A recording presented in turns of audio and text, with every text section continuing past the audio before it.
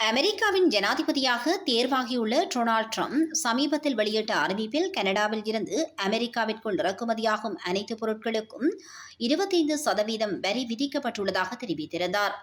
கனடாவிலிருந்து சுமார் 75% ஏற்றுமதி வர்த்தகம் அமெரிக்காவுடன் மட்டுமே நடைபெறும் நிலையில் ட்ரம்பின் இந்த அறிவிப்பு கனடாவின் பொருளாதாரத்தில் பெரும் தாக்கத்தை ஏற்படுத்தும் என எதிர்பார்க்கப்படுகிறது. இந்த நிலையில் கனடா நாட்டின் துணை பிரதமர் கிறிஸ்டியா ஃப்ரீலேண்ட் தனது பதவியை ராஜினாமா செய்வதாக அறிவித்துள்ளார்.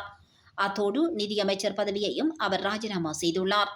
இது தொடர்பாக பிரதமர் ஜஸ்டின் ட்ரூடோவிற்கு கிறிஸ்டியா ஃப்ரீலேண்ட் எழுதியுள்ள கடிதத்தில் கனடா தற்போது ஒரு மிகப்பெரிய சவாலை சந்தித்து வருவதாக குறிப்பிட்டுள்ளார்.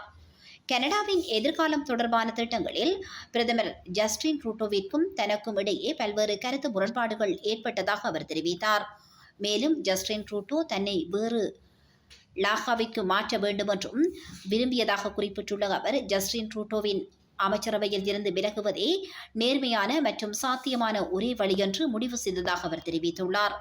அத்தோடு அடுத்த ஆண்டு நடைபெறவுள்ள தேர்தலில் போட்டியிடுவேன் என்றும் கிறிஸ்டியா ஃப்ரீலேண்ட் தெரிவித்துள்ளார். முன்னதாக கனடா அரசின் வீட்டு வசதித்துறை அமைச்சர் ஜியான் ஃப்ரேசர் ராஜினாமா செய்தார்.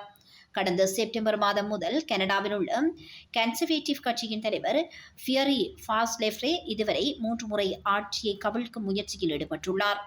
இதனிடையே லிபரல் கட்சியின் தலைவர் ஜஸ்டின் ட்ரூடோவிற்கான ஆதரவு கணிசமாக குறைந்து வருவதாக கருத்து கணிப்புகள் கூறி வரும் நிலையில் தற்போது துணை பிரதமர் ராஜினாமா செய்திருப்பது ட்ரூடோ அரசுக்கு ஏற்பட்டுள்ள பெரும் பின்னடைவாக பார்க்கப்படுகிறது.